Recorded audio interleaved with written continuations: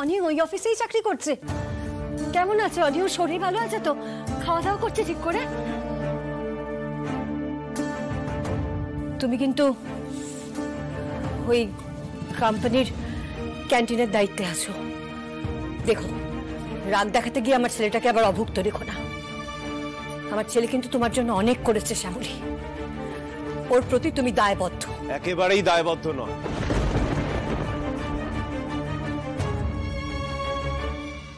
একেবারেই দায়বদ্ধ নয় অপরাজিতা। যে ছেলে সবকিছু ছেড়ে চলে গেছে তার প্রতি কেন দায়বদ্ধতা দেখাবে?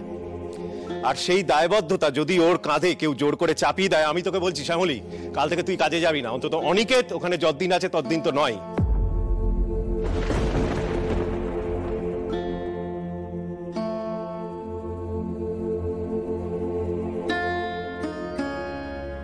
কেন বাবা, এটা তুমি কি বলছো? সবে একটা দায়িত্ব নিলাম আর এখনই?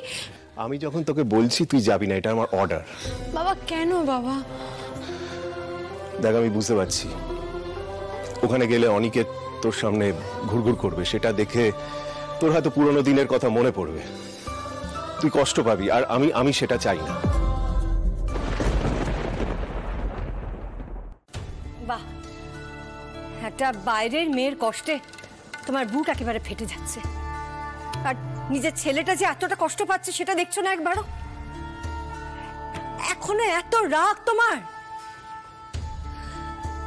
ছেলেটা একটা চাকরি পেয়ে নতুন একটা কোম্পানিতে জয়েন করেছে, সেখানে চেনা কেউ যদি ওকে একটু যত্ন করে তাহলে তোমার অসুবিধাটা কোথায়? তুমি সহ্য করতে পারছো না কেন? অপরাজিতা, আমার মেয়ে ওখানে কাজ করতে গেছে, তোমার ছেলে দেখভালের জন্য যায়নি।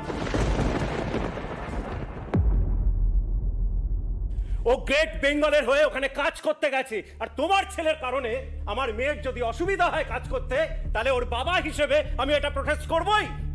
দরকার হলে আমি আমার মেয়েকে অন্য জায়গায় কাজ করতে পাঠাবো, যেখানে গেলে ওর কোনো রকম ডিস্ট্রাকশন হবে না, বুঝেছো?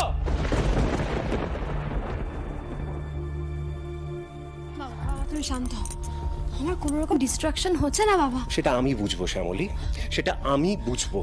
না বাবা, আমি ওই অফিসে কালকেও যাবো বাবা, আমার দায়িত্ব আমি পালন করবই।